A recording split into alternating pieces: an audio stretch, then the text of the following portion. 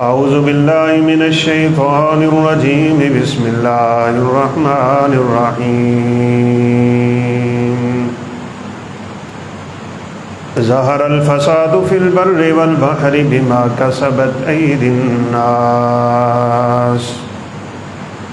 ليذيقهم بعض الذي عملوا لعلهم يرجعون قل سيروا في الأرض فانظروا كيف كان عاقبة الذين من قبل كان أكثرهم مشركين وقال الله سبحانه وتعالى في مقام آخر أفرأيتم الماء الذي تشربون أأنتم أنزلتموه من المزن أم نحن المنزلون رب اشرح لي صدري ويسر لي أمري واحلل عقدة من لساني يفقهوا قولي رب زدني علما سبحانك لا علم لنا إلا ما علمتنا إنك أنت العليم الحكيم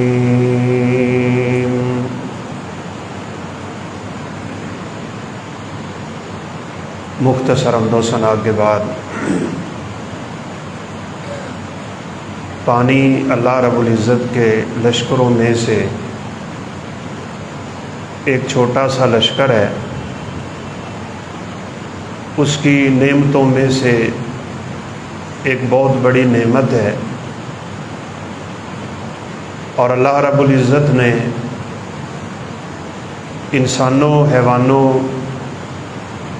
اور نباتات کی ضرورت کے مطابق دنیا میں پانی کو نازل کیا ہے۔ کوئی زندہ مخلوق ایسی نہیں کہ جس کو پانی کی ضرورت نہ ہو، بلکہ ہر جاندار کو اللہ رب العزت نے پانی سے ہی پیدا کیا ہوا ہے۔ دنیا کے 70% حصے پہ پانی ہے اور 30% پہ بقیہ تمام قسم کی آبادیاں ہیں۔ سورہ قمر میں اللہ رب العزت نے اس بات کا اعلان بھی فرمایا کہ پانی کو میں نے ایک خاص مقدار میں نازل کیا ہے۔ اگر اللہ رب العزت اس پانی کو تھوڑا سا حکم دے دیں تو یہ آنن فانن پوری دنیا کو اپنی لپیٹ میں لے لے گا، لیکن یہ اس کا ایک نظام ہے۔ سمندروں کو بھی اللہ رب العزت نے انسانوں کے لیے مسخر کر دیا ہوا ہے۔ حالانکہ سمندر کتنی بڑی مخلوق ہے،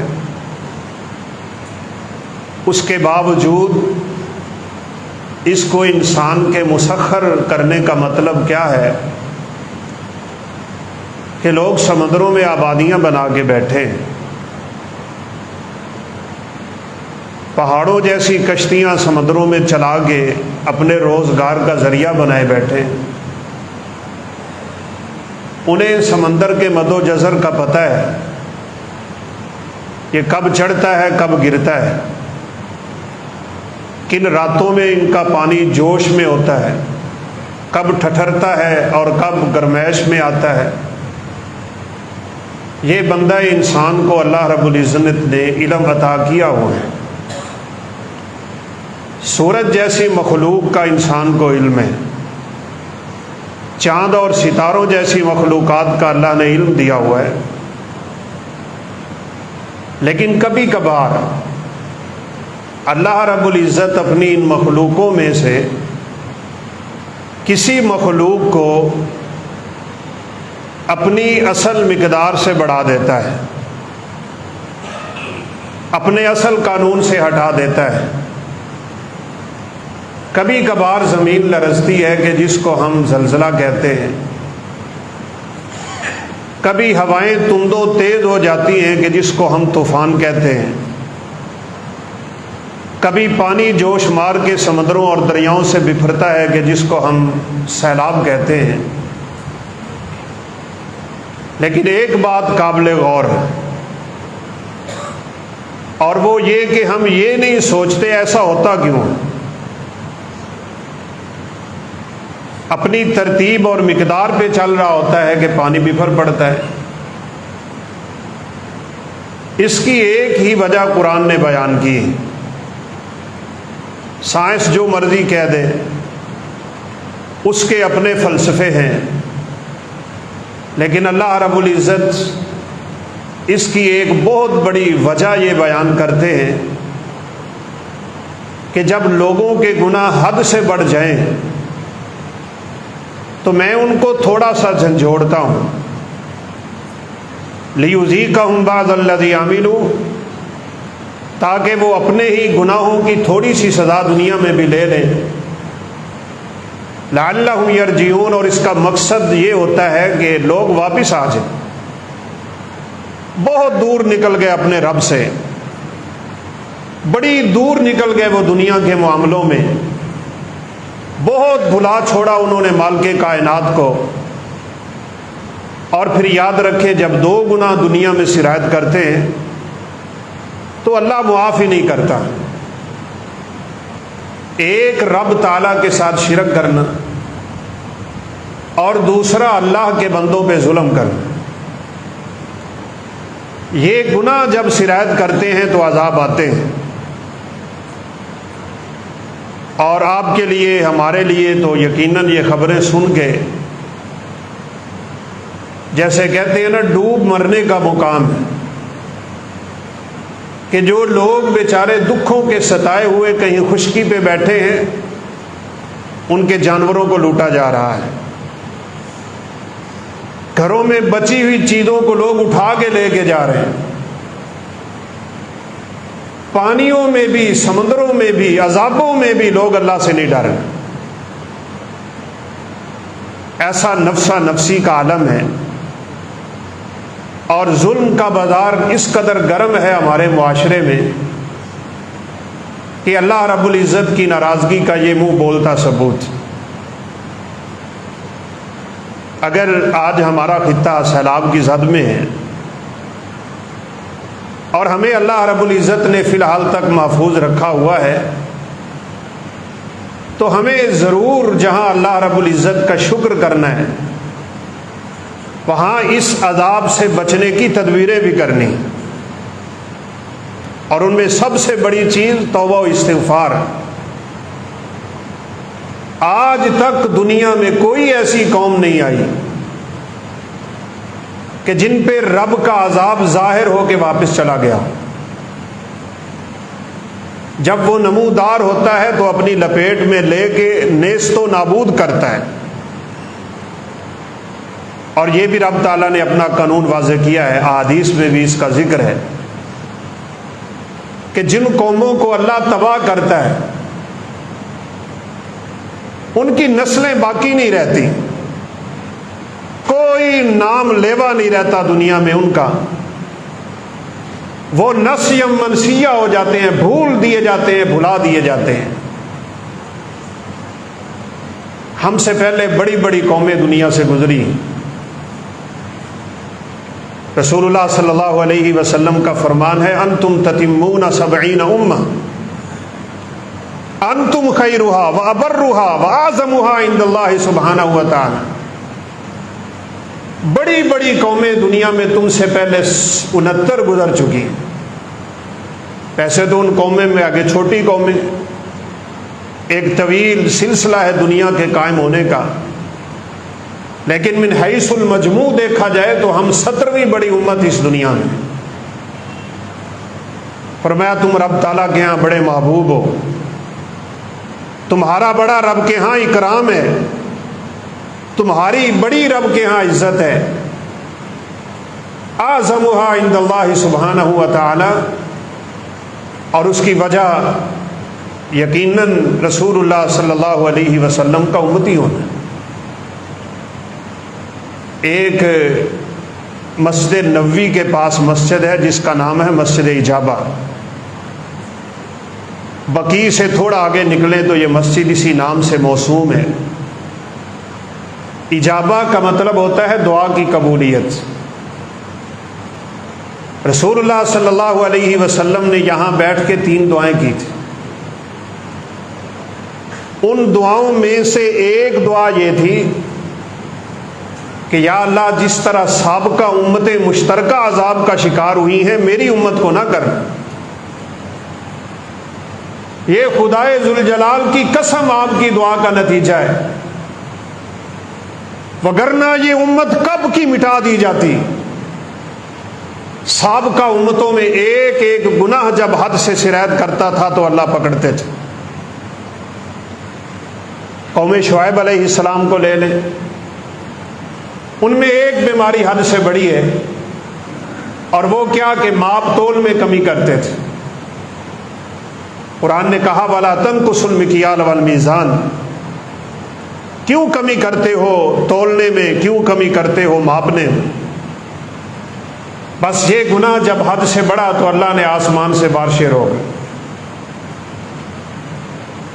جب بارشیں رکتی ہیں تو رزق رکتا ہے، پھر قحط سالیاں بڑھتی ہیں، رزق کم ہو تو پھر مہنگائیاں بڑھتی ہیں۔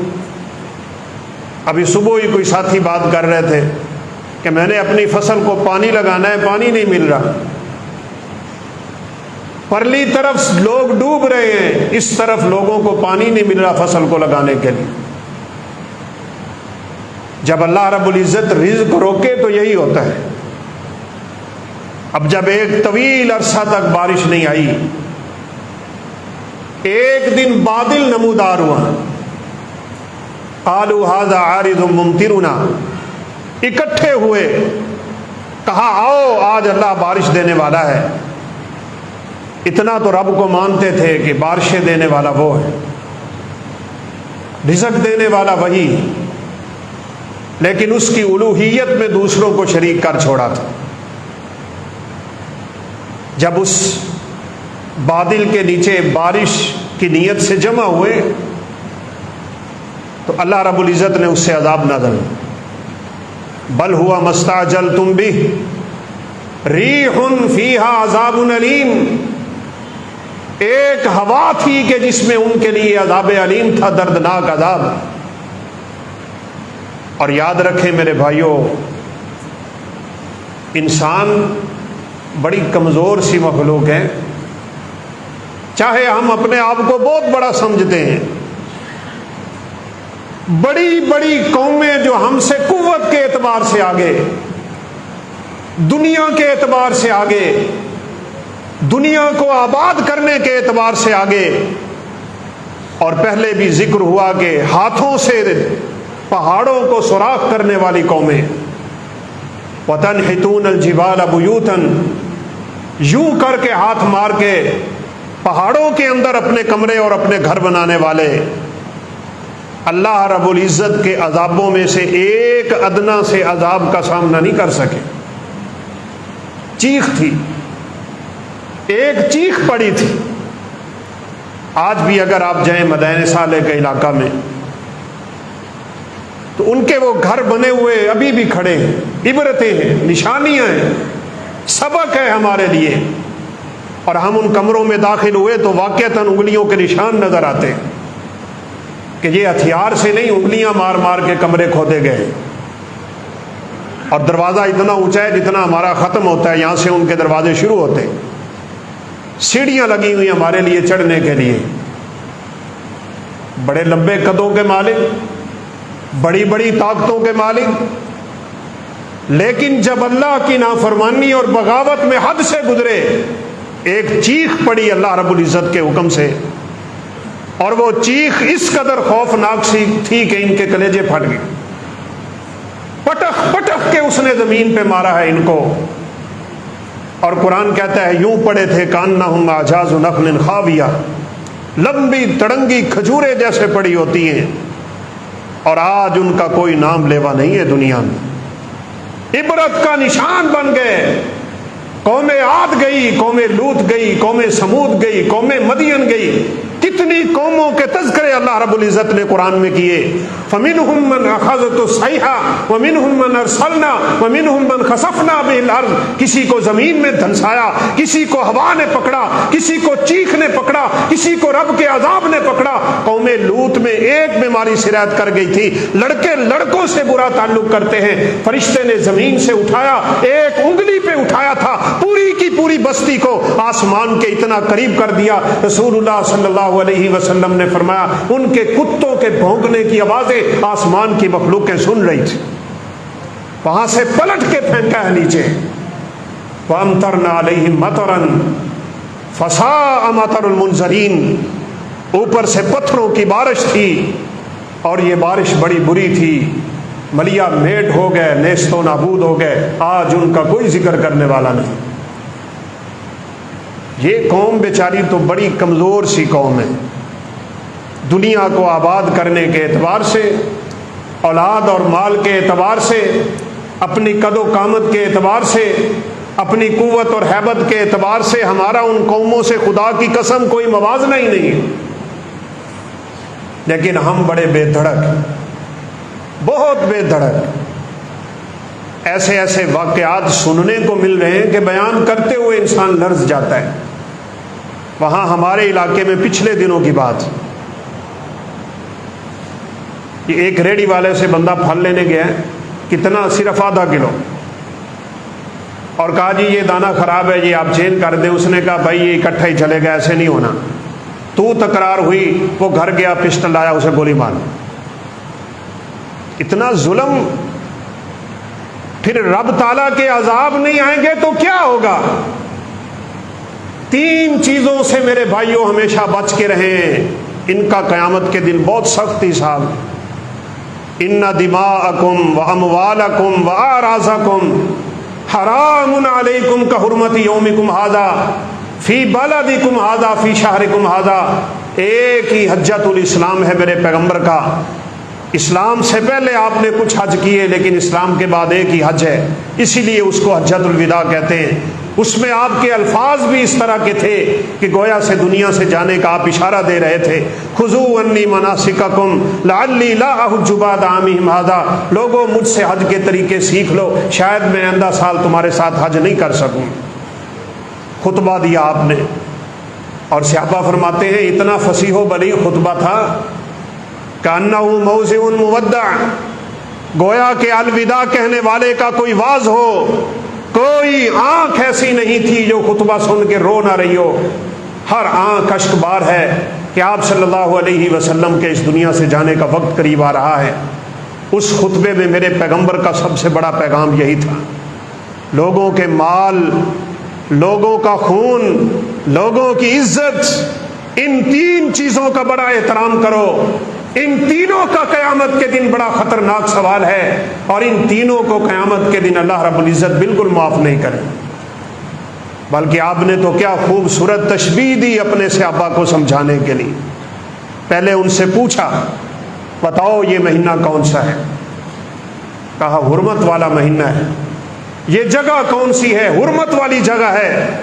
یہ دن کون سا ہے؟ عرفہ کا مقدس ترین دن، جو پورے سال کے دنوں سے افضل تھا، جس کے بارے میں عیسائیوں نے آ کے سیدنا عمر فاروق کو کہا تھا عمر یہ دن اگر ہمیں مل جاتا ہم اس دن کو اپنے لیے عید بنا لیتے، اسی دن تو اللہ نے تمہارے دین کو مکمل کیا تھا۔ الیوم اکملت لکم دینکم واتممت علیکم نعمتی ورضیت لکم الاسلام دینا۔ بیت اللہ کا پڑوس ہے، حرمت کی جگہ ہے، حرمت کا دن ہے، حرمت کا مہینہ ہے۔ فرمایا جس طرح یہ تینوں چیزیں حرمت والی ہیں، اسی طرح ایک بندہ مسلمان کی تین چیزیں بھی بڑی حرمت والی، مال، جان اور عزت۔ کبھی کسی کی عزت پہ حملہ نہ کریں، کبھی اس کے لیے ایسا لفظ استعمال مت کرے کہ جس کے بندہ مومن کے دل کی آزاری ہوتی اور اس کی بے عزتی ہوتی ہو۔ ہمارے ہاں یہ تو خدا کی قسم معمولی چیزیں ہیں، کسی کی عزت پہ ہاتھ ڈالنا، کسی کی عزت پہ بات کر لینا، کسی کی بے عزتی کر لینا، زبان سے اسے برا بھلا کہہ لینا، یہ مسلمانوں میں عام چیزیں ہوتی چلی جا رہی ہیں. پھر یہ خون کا معاملہ، پھر مال کا معاملہ. یقین کریں کتنے افسوس کی بات ہے، کچھ لوگ پانیوں میں بیٹھ کے اپنا گھر اس لیے نہیں چھوڑنا چاہ رہے کہ جو ہی ہم گھر سے نکلیں گے لوگ ہمارا سارے کا سارا مال لے جائیں.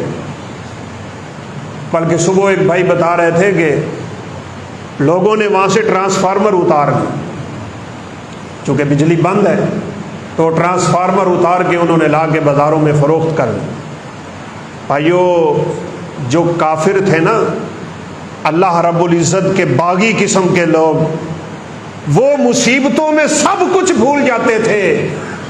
فَادْعُوا اللَّهَ مُخْلِصِينَ لَهُ الدِّينَ، وہاں خالص اللہ کو پکارا کرتے تھے اور اسی کی طرف التجائیں ہوتی تھی ان کی. لیکن آج کا مسلمان، اللہ معاف فرمائے، اللہ کے عذابوں میں بھی اپنے رب کو بھلائے بیٹھا ہے. لہذا اس سے نکلنے کا ذریعہ سب سے پہلے ہم توبہ اور استغفار کو لازم پکڑیں. فاستغفروا ربکم انہ کان غفارا.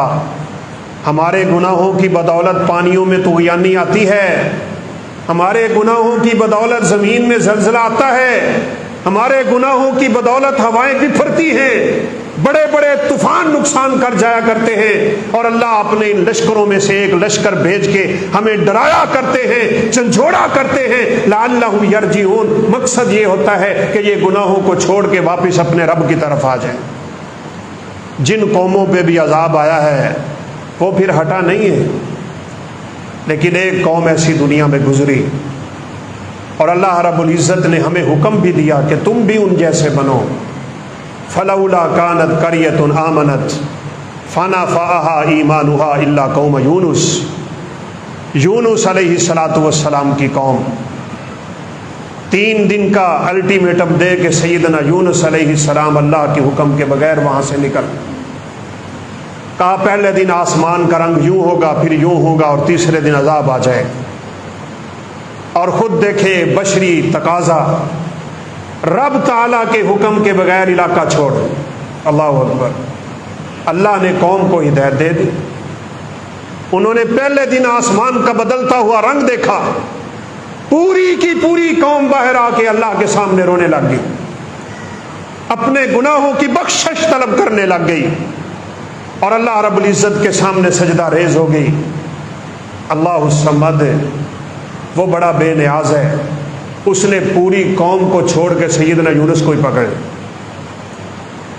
میں اور آپ کس کھیت کی مولی ہیں بھائی؟ گناہ گار سے لوگ ہیں ہم، ہمارے اعمال بڑے کمزور ہیں، ہمارا عقیدہ بڑا کمزور ہے، ہمارا توکل بڑا کمزور ہے.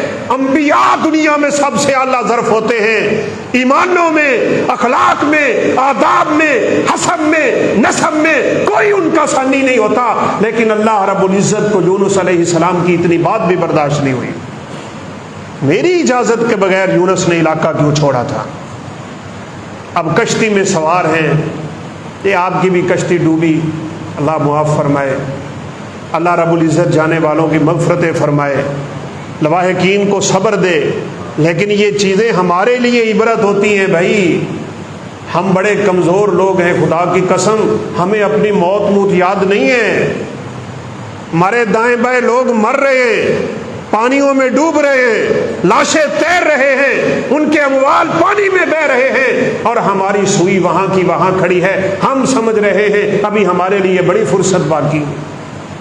ہم کتنے جنازے اٹھاتے ہیں، کبھی ہم نے اپنی موت کو بھی یاد کیا ہے؟ بلکہ یہ بات تو آپ بھی مانتے ہیں، میں بھی مانتا ہوں، اور ہر بندہ مسلمان مانتا ہے ہمیں اپنی موت کے وقت کا کوئی علم نہیں، کوئی خبر نہیں ہے. اگر ہمیں کوئی بتا دے نا کل آپ کی موت ہے، اور پکے طور پہ رب کی طرف سے پیغام ہو، فرشتہ انبیاء کو بتاتا ہے بس، اور کسی کو نہیں بتاتا.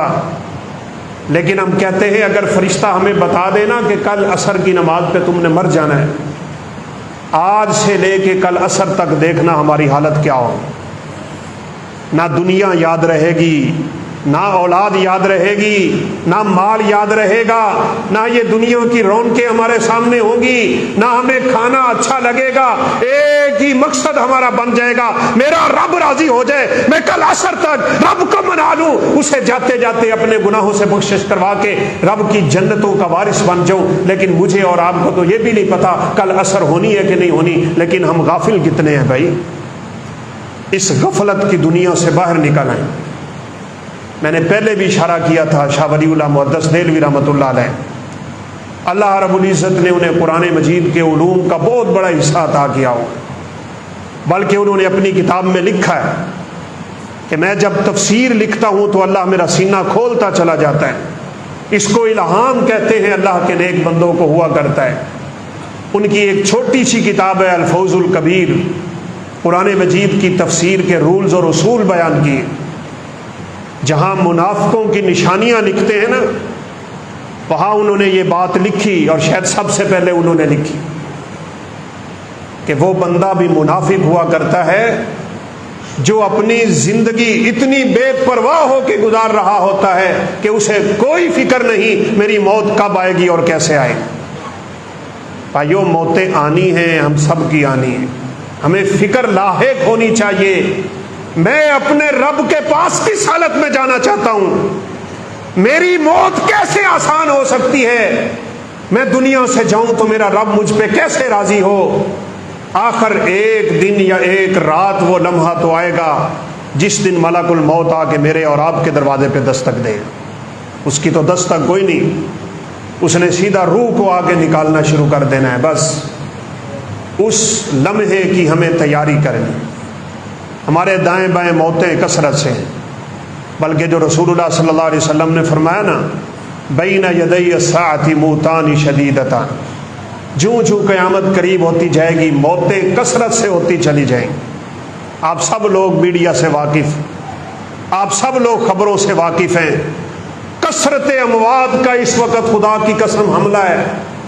کہیں گاڑیوں کے حادثے، کہیں ٹرینوں کے حادثے، کہیں سمندروں میں پانی کا بفر جانا، کہیں جنگلوں میں آگ لگی ہوئی ہے، کتنے ملکوں میں تو آگ اس وقت پھیلی ہوئی ہے، کثرت سے لوگوں کی موت واقع ہو رہی ہے۔ چھوٹے چھوٹے حادثات میں 25 اور 30 بندوں کا اس دنیا سے چلے جانا، یہ تو آج کل معمولی سا کیس بنا ہوا ہے۔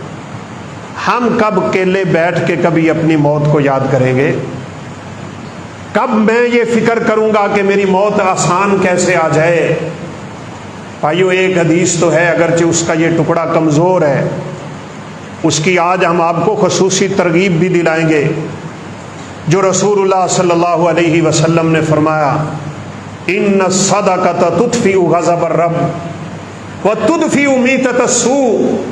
اگر بری موت سے بچنا چاہتے ہو، اگر اللہ رب العزت کی ناراضگی سے خود کو محفوظ رکھنا چاہتے ہو، تو میرے پیغمبر نے فرمایا صدقہ رب کے غصے کو بجھاتا ہے اور بری موت کو اللہ کے حکم سے بچا لیتا ہے۔ ابھی بڑی اشد ضرورت ہے۔ رسول اللہ صلی اللہ علیہ وسلم کی حیات طیبہ میں سورج کو گرہن لگا ہے، اور سورج کا گرہن یقیناً ان عذابوں سے ہلکا عذاب ہے۔ ہماری زندگی میں کتنی دفعہ لگا، پہلا دن جب آپ کی حیات مبارکہ میں سورج کو گرہن لگ رہا ہے، اسی دن سرور کائنات کا سب سے آخری بیٹا سیدنا ابراہیم علیہ السلام کی وفات۔ تینوں بیٹے ہی اللہ نے بچپن میں بلا لیے تاکہ یہ نبوت کا دروازہ ہمیشہ کے لیے بند رہے، کوئی دعویٰ نہ کر سکے میرے نبی کا بیٹا۔ آخری بیٹے کی وفات تھی، ادھر سورج کو گرہن لگ گئے۔ اب لوگوں کی زبان پہ ایک بات آ رہی، خسفت الشمس علی موت ابراہیم، خسفت الشمس علی موت ابراہیم۔ کسی کہنے والے نے کہا ابراہیم کی وفات کیا ہوئی، سورج کو بھی گرہن لگ گئے۔ اللہ اکبر، ہمارے عقیدے بھی تو باطل ہیں نا، ہمارے عقیدے بھی بڑے خراب ہیں۔ یہ آپ کی پولیس اسٹاف پہ نا کل 3 گھنٹے اپیل ہوتی رہی، ہم گزرے تو اپیل ہو رہی تھی۔ اپیل کیا تھی؟ کہا خواجہ خضر کے لیے چندے جمع کرواؤ، کل ہم کھانا پکا کے جا کے دریا میں پھینکیں گے تاکہ خواجہ خضر کا غصہ مٹھا ہو اور نعوذ باللہ ثم نعوذ باللہ وہ اس عذاب سے ہمیں بچا لے۔ جہالت کی انتہا دیکھیں، عقیدے کی بربادیاں دیکھیں، موت کے منہ پہ بیٹھے ہوئے لوگ اتنی غلیظ حرکتیں کر رہے ہیں کہ انہوں نے عقائد کا تماشا بنا کے رکھا ہوا ہے۔ آپ سن کے حیران ہوں گے، ایک علاقے میں لوگ پانی میں گولیاں مارتے رہے، پسٹل کی، رائفلوں کی، کہا ہم خواجہ خضر کو گولی مار رہے ہیں۔ اور جہلو، جہلیت کے مرکب انسان ہو تم۔ کوئی کائنات میں ایسا نہیں کہ جس کو اللہ رب العزت نے باقی رکھا ہو۔ نہ خواجہ خضر پانی میں بیٹھے ہیں، نہ مہدی علیہ السلام پانی میں بیٹھے ہیں۔ ایک گروہ 10 محرم کو ساری رات بیٹھ کے مہدی علیہ السلام کے پانی سے نکلنے کا انتظار کر رہا ہوتا ہے، اور ایک فرقہ گزرتے ہوئے پانیوں میں مٹھائیاں اور کھانے پھینک رہا ہے خواجہ خضر کے نام کے۔ اتنے باطل عقیدے، پھر اللہ ناراض نہیں ہوگا تو کیا ہوگا؟ اس پانی کے عذاب سے وہی بچا سکتا ہے بس۔ کتنے دریا، کتنے سمندر اور کتنے اس طرح پھیلے ہوئے پانی ان لوگوں کی قبروں کو اکھاڑ کے لاشوں کو پانی میں بہا کے لے گئے، جن کے سامنے لوگ جا کے منتیں مانا کرتے تھے کہ ہمیں بچا لو۔ بھائی کوئی نہیں بچا سکتا۔ اپنے عقائد کی اصلاح کی زبردست ضرورت ہے، اس کے بغیر اللہ رب العزت کسی کو بخشنے والا نہیں۔ اب جو ہی لوگوں کی زبان پہ یہ بات آئی نا کہ ابراہیم علیہ السلام کی وفات پہ، یعنی آپ کے بیٹے کی وفات پہ سورج کو گرہن لگ گیا، رسول اللہ صلی اللہ علیہ وسلم عقیدے کے مسئلے میں خاموش نہیں رہتے تھے۔ ہمیں بھی لوگ باتیں کرتے ہیں، ہم بھی عقائد کے مسئلے پہ خاموش نہیں رہتے، اپنے پیغمبر کی سنت کو تھام کے رکھیں گے۔ لوگ ہمیں برا کہیں کہتے رہیں، گستاخ کہیں کہتے رہیں۔ احد کے میدان میں میرے نبی کے اس دندان مبارک پہ کڑیاں لگ گئیں، خون بہ رہا ہے، ایک چھوٹا سا گڑھا تھا، آپ وہاں گر پڑے، 70 صحابہ کے لاشیں سامنے پڑے، کچھ صحابہ زخموں سے چور۔ رسول اللہ صلی اللہ علیہ وسلم کی طرف آنے والے تیروں کو ابو طلحہ رضی اللہ تعالیٰ نے اپنے ہاتھوں پہ کھا کھا کے ہاتھ شل کر چکے تھے۔ کسی دشمن نے پہاڑ کے اوپر چڑھ کے آواز دی، کہا کدھر ہے ابو بکر، کدھر ہے عمر، کدھر ہے عثمان، کدھر ہے علی، کدھر ہے طلحہ، کدھر ہے فلاں، کدھر ہے فلاں۔ سرور کائنات علیہ الصلوۃ والسلام یوں اشارہ کیا کرتے تھے۔ جنگ مثل ڈول کے ہوتی ہے، جیسے حدیث میں الحرب سجال، کبھی ادھر تو کبھی ادھر، موقع نہیں ہے بات کرنے کا، وگرنہ تابڑ توڑ حملے کی بہت زیادہ وہاں خوف لائے۔ آپ خاموش کروا رہے ہیں اپنے صحابہ کو۔ اسی اثناء میں ایک بدبخت نے یہ آواز دے دی، اعلیٰ الحبل والعزیٰ، آج کائنات میں ہمارے سب سے بڑے بت کا نام روشن ہو گیا، حبل اور عزیٰ کی جیت ہو گئی، آج دنیا میں ان کے علاوہ کوئی نام لیوا نہیں ہے۔ تب سرور کائنات خاموش نہیں رہے۔ توحید کے مسئلے پہ کمپرومائز نہیں ہو سکتا۔ میرے نبی نے صحابہ کو کہا اٹھو آواز دو، آل اللہ عز و جل، کائنات میں سب سے بلند ذات ہے تو وہ میرے رب تعالیٰ کی۔ اور آپ کو پتہ بھی تھا کہ اس کے بعد ہوگا کیا، کیونکہ خبر تو یہ پھیلی کہ سرور کائنات اس دنیا سے اٹھ گئے۔ سیدنا مصعب بن عمیر شہید ہوئے تھے، اور مصعب بن عمیر کی شکل میرے پیغمبر سے ملتی تھی۔ ان کی شہادت پہ خبر پھیلی کہ رب کے حبیب اس دنیا سے چلے گئے۔ صحابہ کرام رضوان اللہ علیہم اجمعین کے اوسان خطا، آپ کی وفات کی خبر بڑا غم ہے دنیا میں، بڑی تکلیف ہے دنیا میں۔ بعض صحابہ نے میدان چھوڑ دیا، حالانکہ وہ جانتے تھے کہ میدان چھوڑنا بہت بڑا گناہ ہے۔ کس کے لیے اب ہم لڑیں گے؟ وہ چہرہ کبھی آنکھوں کے سامنے نہ آئے گا جس کے لیے ہم اپنی گردنیں تن سے جدا کروایا کرتے ہیں۔ کسی نے کیا تو کسی نے کیا، اور حالت یہاں تک پہنچ گئی تھی، اللہ معاف فرمائے، سیدنا حذیفہ رضی اللہ تعالیٰ عنہ کے باپ سیدنا یمان، وہ بھی صحابی رسول ہیں، شیطان نے ایسی آواز لگائی کہ سیدنا حذیفہ کے باپ کو صحابہ دشمن سمجھ کے تلواریں مار رہے ہیں۔ اوثان انسان کے خطا ہو تو بات سمجھ نہیں آتی، اور ہم یہ بھی کہا کرتے ہیں شرک کی بیماری اس دماغ میں ہو تو توحید سمجھ نہیں آتی، سیدھی بات سمجھ ہی نہیں آتی لوگوں کو۔ اوثان خطا ہے۔ حذیفہ واسطے دے رہے ہیں رضی اللہ تعالیٰ عنہ، وہ لوگوں میرا باپ ہے، میرے باپ کو تلواریں نہ مارو، لیکن پتہ ہی نہیں چلا صحابہ نے مار مار کے تلواریں ان کا کام تمام کر، پتہ ہی نہیں چلا۔ حالات ہی اتنے سنگین تھے، خوف ہی اتنا چھا چکا تھا میدان جنگ میں، اللہ اکبر۔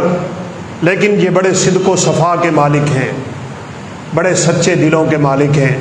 صحیح بخاری کی روایت ہے، سیدنا حذیفہ رضی اللہ تعالیٰ عنہ فرماتے ہیں کہ میں مرتے دم تک ان لوگوں کے حق میں دعائیں کرتا رہوں گا جن کی تلواروں سے میرے باپ اس دنیا سے اٹھے تھے۔ غلطی ہو گئی نا، اس عالم میں اور اس حالت میں سرور کائنات کو شرک کا کلمہ برداشت نہ ہوا، آپ نے فرمایا اٹھو اور آواز دو، آل اللہ عز وجل۔ بس جو ہی یہ آواز پھیلی، جو ہی یہ آواز اٹھی، سرور کائنات بھی کھڑے ہوئے، ابو بکر عمر فاروق بھی اٹھے۔ اس دشمن کو علم ہوا کہ سرور کائنات تو زندہ ہے۔ بڑا مشہور واقعہ ہے، وہ درہ چھوٹ گیا تھا صحابہ کے ہاتھ سے، جو اصل جنگ کا نقطہ تھا، آپ نے روکا بھی تھا کہ تم نے یہ درہ نہیں چھوڑنا، ہم میدان میں جنگ ہار جائیں تب بھی نہ چھوڑنا، ہم جیت جائیں تب بھی نہ چھوڑنا، دشمن کھڑا رہے تو تب بھی نہیں چھوڑنا، دشمن بھاگ جائے تو تب بھی نہیں چھوڑنا۔ لیکن صحابہ کرام رضوان اللہ علیہم اجمعین سے یہ دنیاوی نقطہ نظر سے انسان ہونے کے ناطے یہ تھوڑا سا بشری تقاضا تھا کہ یہ غلطی ہو گئی کہ وہ درہ چھوڑ بیٹھے۔ پہلے ہی لمحے دشمن بھاگ گیا تھا، پاؤں اکھڑ گئے ان کے، تو یہ کھڑے کھڑے صحابہ کہنے لگے ہمارے یہاں کھڑے ہونے کا تو اب فائدہ ہی نہیں، جنگ تو بند ہو چکی، ہمیں یہاں کھڑا رہنے کی کیا ضرورت ہے؟ سرور کائنات نے تو ہمیں کھڑا کیا تھا جنگ کے لیے، دشمن تو بالکل ہی بھاگ گیا ہے، میدان خالی ہو چکا، مال غنیمت اکٹھا ہو رہا ہے، جنگ ختم ہو چکی۔ کچھ درہ چھوڑ رہے تھے، کچھ آوازیں دے رہے تھے، اوے اللہ کے بندوں نہ جاؤ، کیا سرور کائنات علیہ السلام نے روکا نہ تھا؟ بھائیو ہم تو یہاں بھی کہا کرتے ہیں صحابہ کرام کی اتنی سی کمزوری اللہ رب العزت کو برداشت نہیں ہوئی اور 70 صحابہ کے لاشیں دیکھنے پڑے، 70 صحابہ کے۔ تو جو شخص زندگی ہی اپنے پیغمبر کے فرمان سے ہٹ کے گزار رہا ہے، آپ کے فرامین کی پرواہ ہی نہیں کر رہا، اس کو اللہ رب العزت کس قدر قیامت کے دن عذابوں میں گرفتار کر لیں گے۔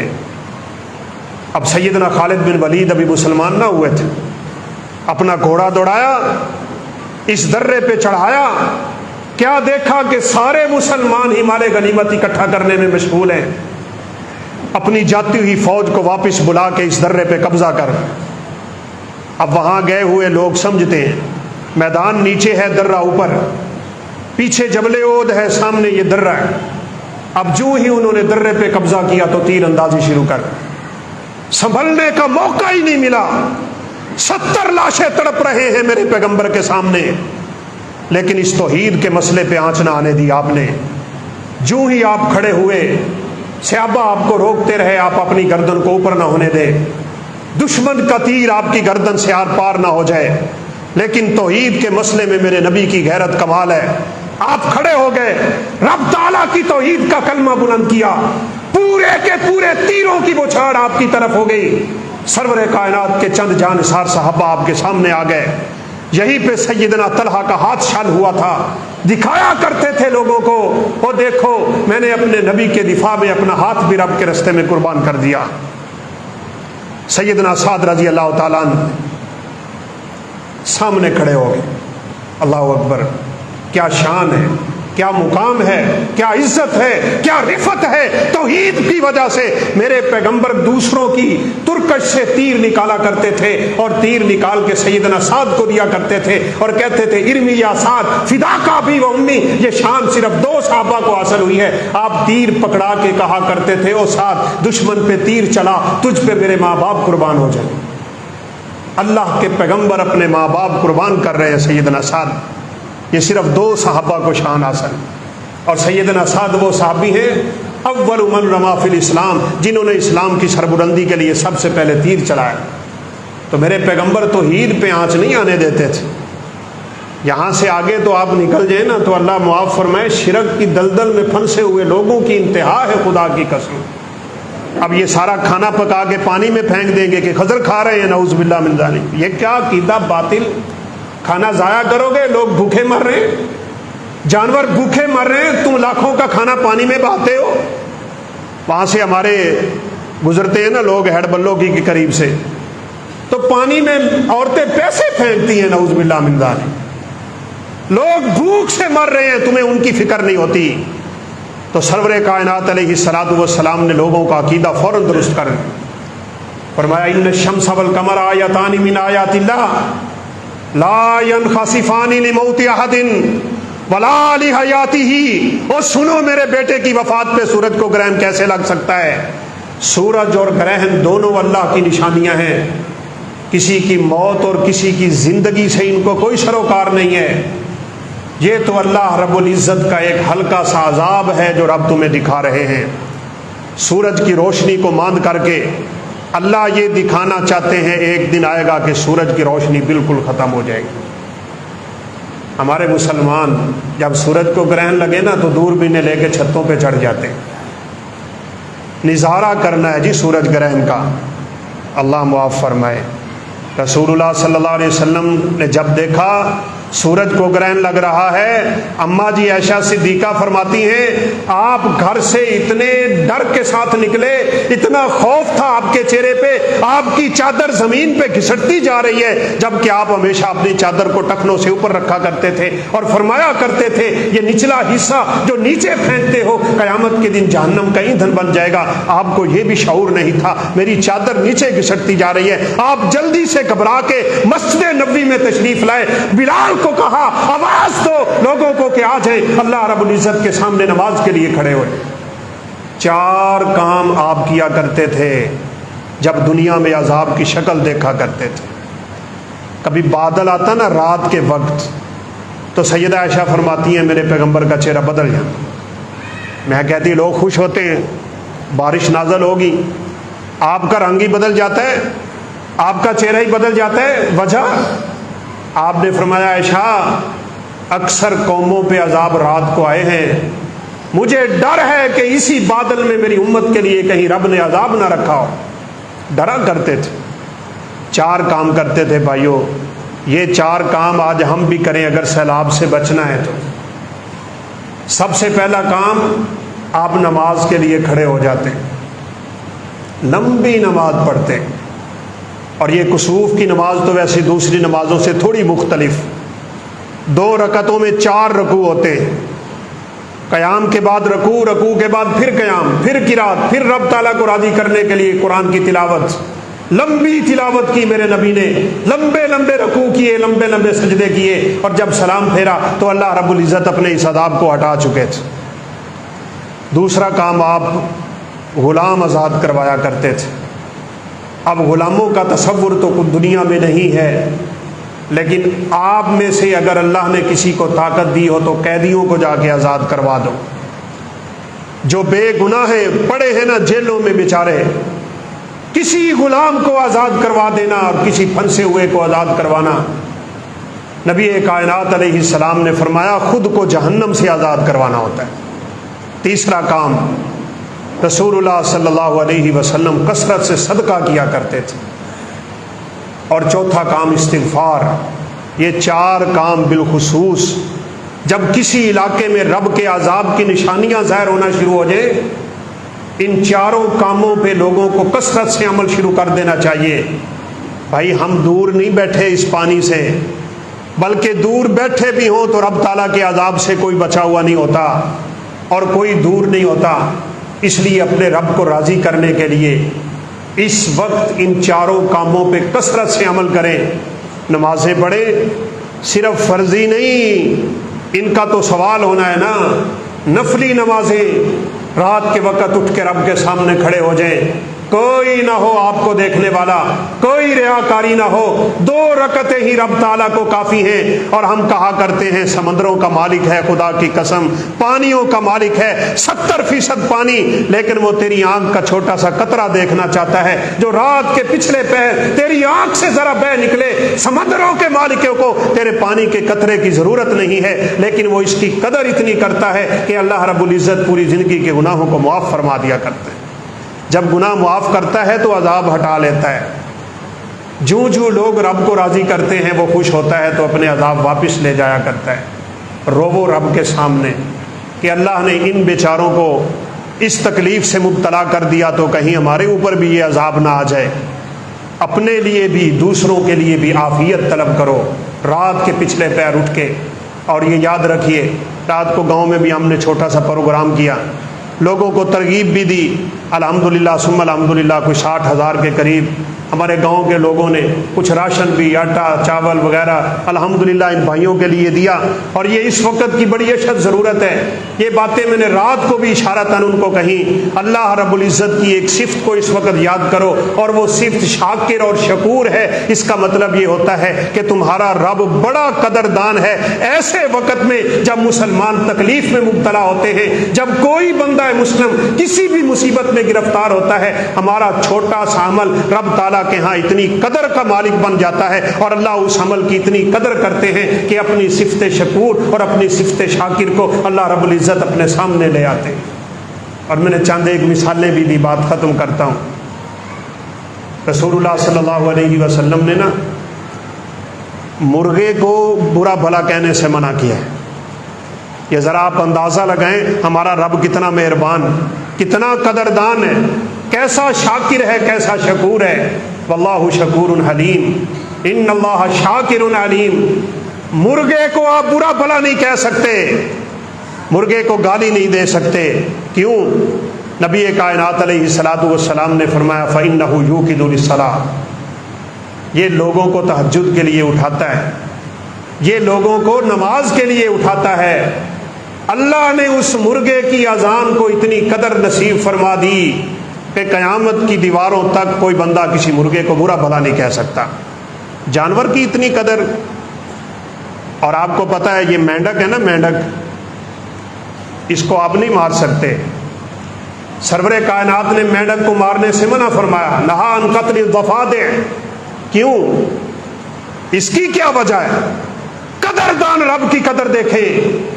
इब्राहीम अलैहिस्सलातु वस्सलाम की आग जल रही थी, ये 2 जानवर फूंक मार रहे हैं, एक छपकली एक मेंढक, मारते दोनों फूंकते, लेकिन छपकली के फूंक मारने की वजह आग को तेज करना था और मेंढक के फूंक मारने की वजह आग को बुझाना था। लाखों करोड़ों मेंढक मिलके उस आग को ना बुझा सकते थे, और लाखों करोड़ों छपकलियां मिलके भी उस आग को तेज ना कर सकती थी। उसको अल्लाह ने मारने का हुक्म दे दिया, इसको ना मारने का हुक्म दिया, बल्कि फरमाया छपकली को पहली ही ज़रब में मारने वाले को। सही मुस्लिम की रिवायत है, रसूलुल्लाह सल्लल्लाहु अलैहि वसल्लम ने फरमाया मन क़तला वज़गन फ़ी अव्वल ज़रबतिन फ़लहु मिअतु हसना, पहली ही ज़रब में छपकली को मार दो, अल्लाह तुम्हारे नामा अमाल में 100 नेकियां लिख देगा। इधर मेंढक को मारने से मना कर दिया। क्यों? कदर है। इब्राहीम अलैहिस्सलाम की आग पे फूंक मारने की कदर है। ओ भाइयों, ये तो मैं आपको जानवरों की मिसालें दे रहा हूं ना। आपको चींटी का पता है, आपको हुदहुद का पता है। हुदहुद तो दुनिया में लाखों थे। इस हुदहुद का तज़किरा क्यों आया कुरान में? क़यामत तक हम पढ़ेंगे। वतफ़क़्क़दत तैरा फ़क़ाल मा ली अला अरल हुदहुद। सुलेमान की जुबान पे भी इसका नाम था, सुलेमान के मानने वालों पे भी नाम था, मेरे पैगंबर पे भी कुरान नाज़िल हुआ, मेरे पैगंबर के उम्मती भी क़यामत तक इस हुदहुद का नाम लेते रहे। बैठे बैठे इसके दिल में ख्याल आया था, उड़ा, जाके देखा एक कौम सूरज को पूज रही है, इस परिंदे से बर्दाश्त नहीं हुआ اور آ کے سیدنا سلیمان علیہ السلام کو کہا وجدتھا وقومھا یسجدون للشمس من دون اللہ، وہ عورت بھی جو ملکہ کہلاتی ہے اپنے آپ کو، وہ بھی اور اس کے ماننے والے بھی سورج کو سجدہ کر رہے ہیں۔ اللہ یسجدوا للہ الذی یخرج الخبء فی السماوات والارض، اس مالک کائنات کو کیوں نہیں سجدہ کرتے جو ان کے لیے رزق کا بندوبست کرتا ہے۔ اس توحید کی خاطر اللہ رب العزت نے اس ہدہد کا نام ہمیشہ کے لیے قرآن میں جاری کر۔ یہ مجاہد جو گھوڑے رکھتے ہیں نا جہاد کے لیے، اللہ ان گھوڑوں کی پتہ کتنی قدر کرتا ہے۔ اللہ اکبر۔ رسول اللہ صلی اللہ علیہ وسلم نے فرمایا قیامت کے دن اس گھوڑے کا پیشاب اور لید جو اتنی بری سمل رکھنے والی چیز ہے، اتنی نجس چیز ہے، اللہ اس کو بھی قیامت کے دن تول کے اس گھوڑے کو پالنے والے کے نامہ اعمال میں ڈال دیں گے۔ تو نے یہ گھوڑا میرے رستے میں استعمال کیا تھا، بلکہ حدیث کے الفاظ ہیں اس کے ناک سے نکلنے والا غبار جو سردیوں میں نکلتا ہے نا دھوئیں کی شکل میں، اللہ اس دھوئیں کو بھی قیامت کے دن نیکیاں بنا کے اس گھوڑے پالنے والے کے حق میں درجہ حسنات کی باعث بلندی کا ذریعہ بنا دیں گے اور اس کی مغفرت کا فیصلہ فرما دیں گے۔ بھائیو چھوٹی چھوٹی چیزیں، آپ کو پتہ ہے ایک حدیث ہے رسول اللہ صلی اللہ علیہ وسلم نے فرمایا میں نے جنت میں ایک آدمی کو دیکھا اٹکیلیاں کرتا پھرتا ہے، کبھی ادھر ناچتا ہے پھرتا ہے۔ میں نے پوچھا اس نے کیا کیا تھا؟ یہ دیکھیں قدر کیا ہوتی ہے۔ فرمایا بغصن شجرۃ قطعها عن الطریق کانت تؤذی الناس، کوئی بڑا عمل نہیں کیا اس نے، ایک ٹہنی جھکی ہوئی تھی گزرنے والوں کو تکلیف دیا کرتی تھی، کسی کے سر میں لگی تو کسی کے جسم پہ، اس کے دماغ میں دل میں یہ خیال آیا میں لوگوں کو اس تکلیف سے بچا لیتا ہوں، اس نے وہ ٹہنی کاٹ دی، ادھر اس کی موت واقع ہو گئی، اللہ رب العزت نے اس عمل کے بدلے اس نے اپنی جنت کا مہمان بنا دیا بڑی خوشی سے۔ اور آپ کو پتہ ہے کتے کو پانی پلا کے جنت میں جانے والا۔ تو بھائیو ہم اگر اللہ کے ان بندوں کے ساتھ آج اگر اچھا معاملہ کریں گے تو اللہ ہمارا بڑا قدردان ہے، وہ انشاءاللہ ہماری نیکیوں کو ضائع نہیں ہونے دے گا، بلکہ ان نیکیوں کی رب کے ہاں بہت قدر ہوگی۔ اللہ کے فضل سے دیکھیں آپ کہاں سے چل کے آئے، میں کہاں سے چل کے آیا جمعہ پڑھانے کے لیے، یہ نیکی ہے، بہت بڑی نیکی ہے، بس اللہ کے لیے ہونی چاہیے۔ پھر دیکھیے ان نیکیوں کی قدر کیسی ہوتی ہے۔ یہ تو الحمدللہ بہت بڑی نیکیاں ہیں، اللہ چھوٹی چھوٹی نیکیوں کو پہاڑوں جیسا بنائے گا۔ آپ کو پتہ ہے سیدہ عائشہ صدیقہ کے گھر ایک عورت آئی تھی، 2 یتیم بچیاں اس کے ساتھ ہیں، ایک ادھر ہے ایک ادھر ہے، ماں جی کو دینے کے لیے صرف 3 کھجوریں ملی تھی گھر میں، سرور کائنات کا گھر ہے لیکن 3 کھجوروں سے زیادہ کچھ نہیں تھا گھر میں۔ ماں جی نے 3 کھجوریں اس عورت کو پکڑا دی، اس نے ایک اس کو دے دی ایک اس کو دے دی۔ ماں کی ممتا ہے، بچیوں کے لیے تڑپتی ہے۔ ماں جی عائشہ کہتی ہے اس کے چہرے سے کئی دن کی بھوک نظر آ رہی تھی، لیکن ماں نے وہ کھجور اپنے ہاتھ میں رکھ لی، اسے پتا تھا اس کے بعد کیا ہونا ہے۔ بچیوں نے اپنی اپنی کھجور کھا لی، ماں کے ہاتھ کی طرف دیکھنے لگ گئی۔ اس ماں نے وہ کھجور کے 2 ٹکڑے کر دیے، ایک اس بچی کے ہاتھ پہ رکھا ایک اس بچی کے ہاتھ پہ رکھا۔ اماں جی عائشہ کی آنکھوں سے آنسو گرے، کاش میرے گھر میں کھانا ہوتا ان بچیوں کو دینے کے لیے، ان بچیوں کی والدہ کو دینے کے لیے۔ سرور کائنات تشریف لائے، واقعہ بیان کیا، کہا آج میرے لیے بڑا المناک منظر تھا، میں نے یتیم بچیوں کو سوائے 2 کھجوروں کے کچھ نہیں دیا، میرے گھر میں کچھ تھا ہی نہیں، اور تیسری کھجور تو میرے نیچے زمین ہلا رہی تھی جب ماں نے وہ 2 ٹکڑے کر کے اپنی یتیم بچیوں کو دیے تھے۔ سرور کائنات نے فرمایا عائشہ تجھے اس بات کا بھی علم ہونا چاہیے، وہ 2 ٹکڑے کھجور کے اس والدہ کو جہنم کی آگ سے بچا گئے۔ اتقوا النار ولو بشق تمرہ، وہ رب آدھی آدھی کھجور پہ جہنم سے بچاتا ہے، وہ چھوٹے چھوٹے صدقوں سے بچاتا ہے۔ نبی کریم صلی اللہ علیہ وسلم کا فرمان ہے من یسر علی معسر یسر اللہ فی الدنیا والآخرہ، تنگ دست کی تنگی دنیا میں دور کر دو، اللہ تمہاری دنیا آخرت کی تنگیاں دور کرے گا۔ ایک حدیث میں فرمایا من اطعم مسلما علی جائع اطعمہ اللہ من ثمار الجنہ، بھوکے کو کھانا کھلا دو اللہ تمہیں جنت کے کھانے کھلائے گا۔ ومن سقا مسلما علی عری سقاہ اللہ من رحیق مختوم، جنت کی سب سے عمدہ پی جانے والی چیز رحیق مختوم ہے، جنت کی عمدہ شراب ہے۔ فرمایا کسی پیاسے کو دنیا میں پانی پلا دو اللہ تمہیں جنت کی رحیق مختوم نصیب فرما دے۔ کسی ننگے بدن پہ کپڑا، من کسا مسلما علی عری کساہ اللہ من لباس الجنہ، اللہ جنت کے لباس دے گا۔ یہ بہت سنہری موقع ہے، بلکہ موقع ہی نہیں میں کہوں گا، یہ ہماری ذمہ داری بھی ہے، یہ رب تعالیٰ کی طرف سے آزمائش بھی ہے۔ بچے ہوئے لوگ ڈوبنے والوں کے لیے کیا کرتے ہیں، खुद को डूबने से बचाने के लिए अपने इन मुसलमान भाइयों के शाना बिशाना खड़े हों। अल्हम्दुलिल्लाह सुम्मा अल्हम्दुलिल्लाह, बड़ी सादत बड़ी खुशी की बात है।